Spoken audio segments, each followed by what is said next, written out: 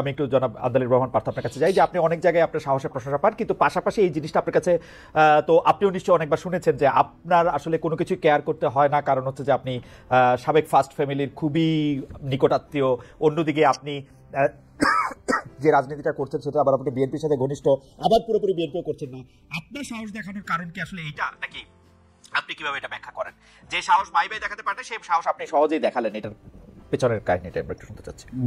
না, এই কথাগুলি আসলে তারা বলে যারা আমাকে আর অন্যভাবে ছোট করতে পারে না। মাহি ভাইও জানে what I have been through, আমি জানি, মাহি ভাই জানে আমি 2বার জেলও খেটেছি, মামলা হয়েছে, আর আমি করি। তো আমি তো শুধুমাত্র আওয়ামী লীগের ব্যাপারে না, এটা তো এই যে ইউনূস সাহেব আসার পরেও তো আপনি লক্ষ্য করেছেন, I was the first person to say যে জগ আর মগ নাড়ানোর জন্য তো ইউনূস সাহেব আসে নাই। আমি ওই দিনও পাবলিক মিটিং এ বলেছি যে আওয়ামী লীগের মাথা 17 বছরে শেষ হয়েছে, তোমাদের মাথা শেষ হতে 17 মিনিট লাগবে না। তো আমার কথা ছিল যে আমার ব্যক্তিত্বটাই এমন যে আমি এভাবে কথা বলি। তো এটা কি আসলে সাহস হলে এমন বা অসাহসের ব্যাপার? এটা হলো যারা ওই আমাকে অন্যভাবে আর কি ডিমিন করার উপায় পায় না, তখন তারা ফ্যামিলি কার্ডটা খেলে। বাট ওরা যদি দেখে আমিও 9 দিন রিমান্ডে ছিলাম, জেলে খেটেছি, আমিও পালিয়ে বেরিয়েছি, আমিও এর আগেও জেল খেটেছি, এবং সব দিক থেকে এখন কেউ যদি মনে করে আমাকে নর্মাল একটা ইউনিয়ন বা ইসের কর্মীর মতো ধরে নিয়ে যে পিটিয়ে একদম হাত পাও ভেঙে দিবে, আমার মনে হয় জাতীয় পর্যায়ের নেতাদের তো এগুলি আওয়ামী লীগ করে নাই, যদি করতে হয়তো সেটাও ফেস করতে হতো। কিন্তু আসলে জিনিসটা এরকম।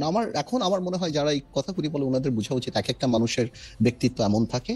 আবার এই সরকারকে আমি 100% সাপোর্ট করছি, এবার বস্তুনিষ্ঠ সমালোচনা করে জায়গায় করছি।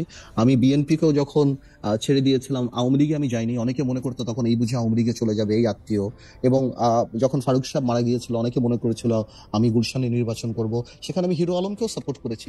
সো তাও আমি যাইনি। সো আমার পার্সোনালিটিটাই জানি কেন জানি খালেদ একটু এই টাইপের, এটা মাহিও জানে।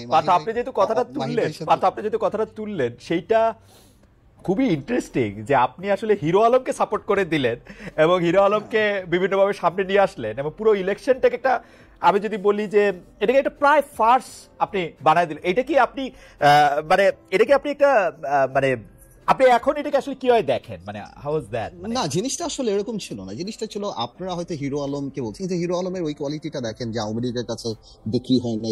হিরো আলমকে আপনি তার বেড়ে ওঠা বা তার পার্সোনালিটি দেখে যথেষ্ট আপনি প্রশ্ন করতেই পারেন, কিন্তু কিছু কিছু জায়গায় আমি যখন দেখেছি যে আওয়ামী লীগের কোটি টাকার কাছেও বিক্রি হয় না, বা সাহসের সাথে যেভাবে ফেস করেছে, বাংলাদেশে অনেক স্ট্যাবলিশ রাজনীতিবিদদের চেয়েও তাকে আমার ওই জায়গাটা আমাকে অনেক টাচ করেছে।